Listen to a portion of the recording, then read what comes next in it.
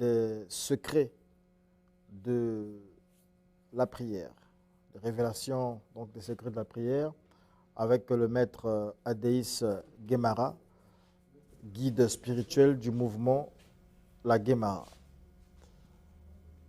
Sarah Pion, merci de nous éclairer, de nous édifier sur la quintessence du message du maître Adéis Guémara ce matin. Bonjour chers téléspectateurs. Aujourd'hui, avec maître Guémara, nous avons pour thème la révélation des secrets de la prière. Par ce thème, il incite l'homme à l'éveil spirituel, car pour que Dieu exauce nos prières, il faut que la prière adressée soit efficace, c'est-à-dire avoir une certaine dimension spirituelle, mettre sa foi en exergue, en la connaissance de la parole de Dieu, en soumettant son corps à des exigences de l'Esprit de Dieu, notamment la position, l'heure et l'endroit pour l'efficacité de la prière. L'homme doit donc apprendre le mysticisme, qui est la science des codes spirituels pour mener à bien sa vie de prière. Il existe deux types de codes, le code des entités obscures et des entités célestes. D'où l'homme doit examiner chacune des doctrines religieuses avant de les croire et de les mettre en pratique. Voilà, merci beaucoup Sarah Pion. Donc nous sommes sur ce plateau, nous restons donc sur ce plateau avec maître Adéis Guémara. Bonjour maître. Bonjour. Alors, en un mot, c'est quoi la prière d'abord? C'est quoi la prière? Bon, la prière, elle est définie simplement étant un dialogue entre le Créateur et la créature. Terre à terre, c'est cette définition. Mais il paraît que les gens se disent souvent prier, prier, dont ils ne connaissent pas la définition exacte et même la valeur et l'efficacité. Or, en un mot, prier n'est pas juste un simple dialogue, mais la prière est une puissance et une arme capable de déraciner, de détruire ce qui est impossible dans la vie de tout un chacun. D'accord, merci beaucoup. Maître Guémara, lors de la préparation de cette émission, vous disiez que les codes font partie des secrets fondamentaux de la prière. À quoi faites-vous allusion? Alors, merci. Parlons des codes. Là, nous allons revenir un peu sur ce qui vient de se passer tout à l'heure. Il y a eu un sujet sur les sirènes. Les sirènes, ce sont des entités. Et toute entité ou chaque entité a un code pour faire appel à cette entité qu'on veut appeler. Exemple, vous allez remarquer, vous arrivez quelque part, même dans des églises Ngunza, il y a ces pasteurs, quand ils prient, ils peuvent crier, dire du genre 022, je ne sais pas quoi, un tel. Mais quand il a dit le 022, c'est comme un numéro de téléphone. Le numéro, c'est ce qui fait appel que la personne ou l'esprit vienne ou puisse intervenir à ce que l'individu veut faire. Voilà, c'est ça. D'accord. D'où tirez-vous la connaissance de ces codes? Est-ce dans un livre ou auprès des maîtres spirituels? D'accord. Les codes n'ont jamais été rédigés dans des livres. Dans des livres, on ne peut que trouver des codes universels. Exemple, lorsqu'on veut faire entrer quelqu'un en extase, il y a un code qu'on utilise, vent. Sans code. Quand on veut désenvoûter ou délivrer une personne, simplement, il y a un code qu'on utilise, raise. Ce sont des codes universels. Ce sont des codes, même lorsque j'arrive dans une église, si je veux que la majorité des adeptes entrent en extase, que vous appelez par un PV, je donne mon code. Dès que je donne ce code, tout le monde sera en extase. Ils vont se dire que le Saint-Esprit est présent. Oui, le code fait appel en esprit. Et les codes personnels ou individuels, qui sont comme des numéros de téléphone des gens, n'ont jamais été placés dans des livres. C'est juste à l'agence, à la direction qu'on peut reconnaître l'identité de la personne et son numéro. Donc les codes des entités nous ont toujours été révélés par les entités eux-mêmes. Une entité qui veut collaborer ou travailler avec un maître spirit, si c'est le maître qui part à la recherche de cette entité, l'entité révèle son code auprès du maître. Moi, c'est un tel, pour que tu m'invoques, contacte-moi par tel code, tu dis et j'apparais. Voilà d'où proviennent des codes personnels. Mais il y a aussi de ces livres dont on peut trouver des codes universels. Et vos patients doivent avoir la connaissance de ces codes ou ce n'est que vous, les maîtres, qui pouvez avoir ces codes? Exactement. Quand vous parlez des patients, et là je vais vous ramener dans la prière tel que le sujet nous dit. Les patients, pour qu'un patient puisse avoir des codes ou que je lui donne des codes, le livre de la connaissance que vous appelez la Bible nous parle dans Deutéronome. Il parle du choix. Dans la prière, nous avons d'abord le choix. Lorsque la personne ne connaît pas ce qu'il veut, il ne pourra pas aussi maîtriser ce qu'il a. Donc, lorsqu'on fait le choix, on dit que je veux apprendre ou je veux en avoir. On te donne cela. C'est selon le choix. Mais pour les adeptes qui n'ont pas une certaine dimension, parce que lorsqu'on fait appel à un esprit, ça demande de l'énergie. Lorsqu'on n'est pas prêt pour recevoir cela, ça peut nous épuiser et on risque même de perdre sa vie. Donc, on ne peut que donner des codes universels que tout un chacun peut utiliser. C'est ça. Alors, Maître Guemara, selon vous, la prière très efficace doit être orientée vers une entité habilitée. Est-ce Dieu, les saints ou les ancêtres? Comment peut-on faire pour entrer en connexion avec cette dernière? D'accord, merci. Comme je venais de le dire tout à l'heure. Dans la prière, nous devons d'abord avoir la maîtrise des 8 éléments. Des 8 éléments qui sont plutôt les critères. Le choix. Le choix, c'est la chose ou la clé première qui permet à la personne de se retrouver en ce qu'il fait. C'est comme une femme ou une personne qui ne sait pas faire le choix de sa vie. Où est-ce qu'il peut s'aboutir? Et c'est ça. Donc nous avons le choix. Après le choix vient la maîtrise. Après la maîtrise vient la patience. Après la patience vient la raison.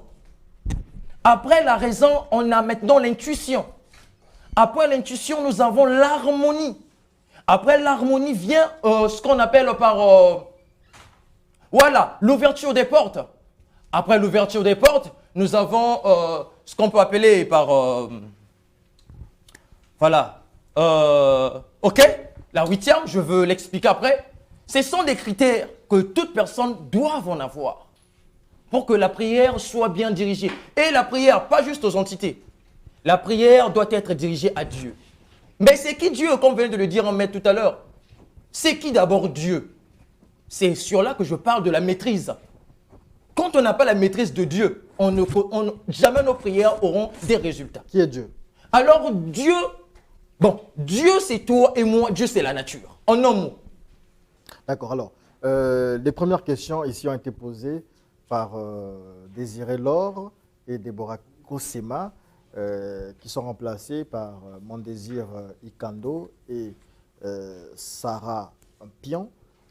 Avant qu'elles ne posent leurs questions, j'aimerais comprendre, Maître Guemara, lorsqu'on chante, on a des chansons, parce que c'est vrai que ce n'est pas écrit dans la Bible, mais on dit souvent que chanter, c'est prier 2 fois. Lorsqu'on a des chansons, est-ce qu'il s'agit des prières efficaces, à la manière, par exemple, des chants de Jéricho? Lorsqu'on fait des mantras, est-ce que ce sont des prières aussi? D'accord, merci. Et là, je vais vous reprendre aussi. Vous savez, les chansons ou les tantriques sont selon les religions. Et voilà pourquoi je m'attriste beaucoup à ces pasteurs qui disent quand on n'a pas Jésus, on n'a pas le paradis. C'est faux. Pour les musulmans qui n'ont pas Jésus, ils iront en enfer. Pour les Ngunza qui n'ont pas Jésus, ils iront en enfer.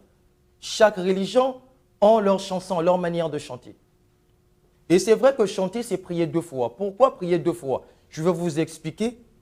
Vous voyez quelqu'un, une personne qui se met en méditation. Ça s'appelle la méditation. Parce que la prière, ça se prépare. Pour qu'une personne ait la réponse et à sa prière, elle doit se préparer. On prépare le terrain. Et ce terrain se prépare par la méditation. Comme des mantras, ce sont les chants de méditation. Et lorsque vous chantez cela, ça ouvre les portes, ça permet l'ouverture des portes qu'on appelle par chakra. Donc, moi, je préfère chanter que de prier même. Parce que quand je chante, j'exprime mes émotions, j'exprime mes sentiments, j'exprime tout ce dont j'ai besoin de dire auprès de celui qui doit m'entendre par la prière, par les chansons. Donc, les Ngunza, généralement, qui chantent, qui font des prières, eux, en fait, ils vont plus dans l'action, ils sont plus précis dans la chose, puisque eux, ils font leur prière en fait en chantant. Voilà, exactement, c'est ça. Et même pour ceux qui ont tendance de focaliser les mantras, C'est mieux. Ça permet même l'éveil spirituel de la personne. Mais par ailleurs, on nous parle de la puissance spirituelle du verbe, c'est-à-dire que lorsque l'homme parle, sa parole est forte à une puissance. Alors, vous nous dites que non, les chansons sont mieux que la parole, j'ai envie de dire la parole parlée. Ok, d'accord. Vous avez bien signifié vos mots parce que même chanter, c'est parler. Chanter, c'est parler. Alors, vous savez, il y a ces entités ou des esprits, je veux dire plutôt les esprits, qui peuvent quitter le corps ou la vie d'une personne, oui, par la parole. Mais quel genre de parole? Lorsque la parole, elle est précise, c'est là que j'ai parlé de la raison. Quand une personne a la raison, elle sait de quoi son cœur désire, de quoi est-ce qu'elle a besoin. Imaginez, vous allez remarquer de ces chrétiens ou de ces pasteurs qui multiplient des prières en vain. Tu as besoin du mariage. Mais tu ne connais pas comment diriger ta prière. Tu pars à gauche, tu pars à droite. Sois clair, dis Seigneur, je veux que tu m'accordes le mariage. Et on ne peut que donner le mariage à quelqu'un qui est célibataire. Tu as 3 copains, 10 copains, 5 copains. Où est-ce que tu peux recevoir? C'est là que j'ai parlé par l'ouverture et l'attraction. Là où c'est vide, c'est là qu'on met quelque chose. Donc là, c'est là que le verbe doit intervenir. Le verbe intervient dans la prière lorsqu'on veut maintenant s'adresser à quelqu'un. Mais la chanson, c'est lorsque ce sont les préliminaires, même dans l'amour, on voit cela. Les préliminaires pour flatter la confiance d'un esprit ou d'une entité. La confiance de Dieu, c'est par les chansons, comme le roi David le faisait. Les cantiques des psaumes, c'était pour flatter la confiance. Et Dieu a appelé le roi David par l'homme selon mon cœur. C'était par ses chansons. Il touchait le cœur de Dieu, les cantiques. Donc, on peut que chanter pour flatter la confiance d'un esprit. Mais on peut parler, on parle, c'est pour maintenant s'opposer ou ordonner quelque chose. Voilà la différence. Et on sent également l'ordonnance dans votre façon de parler. C'est ça. Alors, Maître Guémara, lorsque vous parlez des secrets de la prière, pensez-vous que les enseignements donnés dans les églises par les pasteurs, les évangélistes et même les prêtres, est-ce qu'il y aura un vide dans ces enseignements? Ok. Lorsqu'on parle des secrets, ça veut dire que c'est quelque chose qu'on n'a jamais connu, qu'on vient de nous révéler. Exemple, je vais vous révéler une chose que vous ne connaissez pas. Parlons des pasteurs et des prêtres. Pour ceux qui sont à l'église catholique, veuillez m'excuser.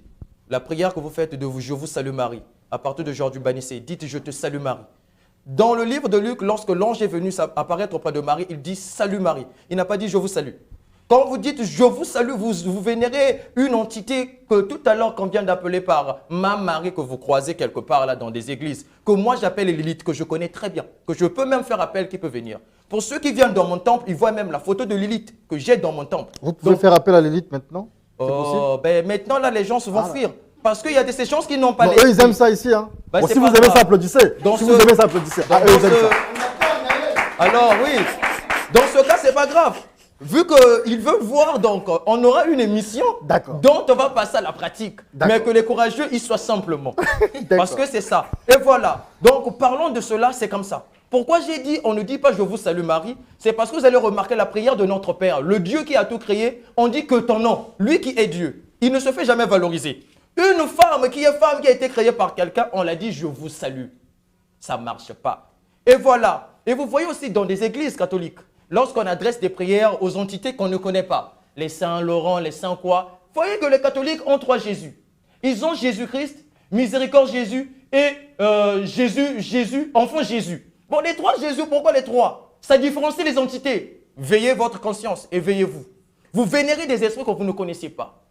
Lorsque vous n'avez pas la connaissance ou la maîtrise d'un esprit ou d'une entité, vous risquez votre vie. C'est là que vous allez remarquer que vous avez prié depuis votre naissance jusqu'à aujourd'hui. Il n'y a jamais eu des résultats parce que vous n'avez jamais été éclairé. Mais nous qui prions Saint-Michel, là, on voit les résultats. Ben oui, Saint-Michel, exactement, il faut vénérer Saint-Michel. Saint-Michel est divisé en 2. Pour ceux qui savent, ils savent ce que je dis.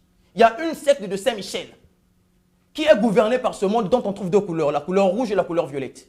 Et il y a aussi Saint-Michel qui est l'archange de Dieu, qui siège dans les cieux. Exactement. Pour cela, c'est bien, faites cette prière. Mais sachez-le que lorsque vous faites cette prière, remarquez qu'est-ce que vous dépensez à la fin. L'énergie, comment est-ce que vous vous sentez? De combien d'énergie qui vous épuise? C'est là que vous allez reconnaître maintenant ce que vous faites. Maître Guémara, il y a certaines personnes, donc des Africains particulièrement, quand ils adressent leurs prières, ils font allusion à certains objets traditionnels, dont vous connaissez d'ailleurs. Et puis les chrétiens de leur part aussi font allusion à peu près comme des catholiques, des dizainés et puis etc. À ce moment-là, quel serait donc l'impact entre les 2 personnes qui de l'autre côté invoque à base des objets traditionnels et de l'autre qui parle des dizaines, des chapelets et autres. Bon, logiquement, il n'y a pas de différence. Qui trouve satisfaction, bien évidemment. Non, non, non. Logiquement, il n'y a pas de différence. C'est selon la culture. C'est selon la race. Chez les Indiens, ils ont leur manière de faire appel, ou d'invoquer ou de prier, selon les articles qu'ils ont. Aussi, pour nous les tradis, exactement. Pour les catholiques, moi j'ai le chapelet. Vous allez voir, mon chapelet, c'est comme une ceinture. C'est lent. Mais je ne fais pas mon chapelet comme de la même manière que vous faites votre chapelet à vous. J'ai mes prières que je fais. Vous voyez? Donc, ce n'est pas interdit. La chose qu'on doit connaître, c'est de savoir ce que tu fais, à quoi est-ce que ça va t'aboutir. Tu ne peux jamais faire quelque chose tant que tu ne connais pas le sens de la chose. C'est ça le problème. Voilà pourquoi vous allez même remarquer le parler en langue, maintenant même les pasteurs incluent aux adeptes parlant en langue, ribaba, rababa. Tu ne sais pas ce que tu dis, tu te maudis toi-même. Parce que toute langue a une signification. Tu imposes quelqu'un de parler en langue qu'il ne connaît même pas. On ne peut que parler en langue lorsqu'on a la maîtrise de cette langue. Incité par le Saint-Esprit. Mais c'est ça. Vous voyez, voilà pourquoi les gens se perdent. Tout ça, c'est la colonisation. Maître Guémara, tout est spirituel et puis vous restez ouvert à toute spiritualité. À ce moment-là, quand vous passez aux étapes d'initiation pour apprendre les codes à la personne ignorante, que faites-vous concrètement?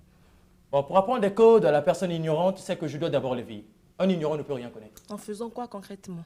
D'accord. En passant à l'initiation. L'initiation, c'est l'effet d'apprendre à quelqu'un ce qu'il ne connaît pas. Est-ce que ce n'est pas une forme de surdominance aussi? Non, non. Le jeu commençait, c'était pour dominer. J'allais venir raconter le mensonge. Pour ceux qui savent ce que je dis, ils savent que je suis là pour la vérité, rien que la vérité. Et la vérité ne vient que de commencer. C'est la vérité. C'est pour éveiller tout en chacun. Éveiller tout en chacun. Vous savez, Dieu est amour. Si les pasteurs avaient l'amour, entre eux, il ne devait pas y avoir de séparation et de dislocation. Je vous dis, la majorité des grands pasteurs ne s'entendent pas. Ils font semblant. Et même deux prêtres qui se trouvent à l'autel en train de servir une messe, ils ont des désaccords. Vous ne pouvez pas savoir. À la fin, chacun dans son coin. Et vous prêchez l'amour, vous n'avez pas l'amour. Vous ne voyez pas, vous revient donc à la question posée, que faites-vous pour initier la personne ignorante? Et là, on passe aux exos que j'impose ou que je peux transmettre à la personne. C'est comme à l'école. D'accord. On doit faire adapter la personne à ce que la personne va apprendre. Tout comme je l'avais dit la fois dernière, lorsqu'on veut apprendre comment contrôler les entités des eaux, j'apprends. Je t'apprends comment faire, tout simplement, étape par étape, pour que tu aies la maîtrise. Il y a pratiquement combien d'étapes à franchir? Bon, logiquement, les étapes sont peut-être divisées dans... Bon, ça dépend des domaines que la personne veut. Parce que chaque esprit a ses énergies dont il peut épuiser dans une personne. Donc, ça dépend. D'accord, Maître Guémara, dans certaines maisons, nous voyons le sanctuaire de prière où parfois les intéressés ne connaissent pas vraiment la signification. On voit les statuettes de Maman Marie et on voit par exemple certains objets représentés. Que pensez-vous de ça? D'accord. Logiquement, avoir un sanctuaire, ce n'est pas un problème. Logiquement, dans une maison, pour vous qui ne connaissez pas, ayez des endroits spécifiques ou spéciaux pour diriger vos prières. Ayez des temples dans vos maisons. Parce qu'il y a des parents qui prient même dans le lit. Là, vous faites des actes que vous connaissez vous-même avec vos femmes. Mais Dieu ne peut pas vous entendre, c'est sué. Dans la maison, il y a un endroit là où vous allez remarquer, même lorsque vous êtes en prière, vous rentrez en extase, il y a la chair de poule en vous. Et que représente la chair de poule même en parlant de ça? La chair de poule, c'est là qu'on vient de parler par l'intuition. Une manifestation dans l'esprit, une manifestation d'une puissance en vous. Et comment savoir si c'est un bon esprit quand vous parlez des entités positives et négatives? Alors, pour savoir si c'est un mauvais ou un bon esprit, lorsque vous avez la chair de poule, pour un bon esprit, vous avez la chair de poule, vous vous sentez, c'est comme si vous étiez chauffé. Parce que c'est bon. Dieu est le feu dévorant. Mais pour un mauvais, vous allez ressentir la fraîcheur et vos cheveux vont se tendre. Parce que l'esprit mauvais vient que pour la mort. La mort est glacée. Remarquez quand quelqu'un meurt, comment devient son corps? C'est ça l'apparition. Même lorsqu'on part faire des rituels au cimetière, quand on fait appel à un esprit, lorsqu'on reconnaît son apparition, on ressent, je vous dis, une fraîcheur immense. Ça veut dire que l'esprit est là.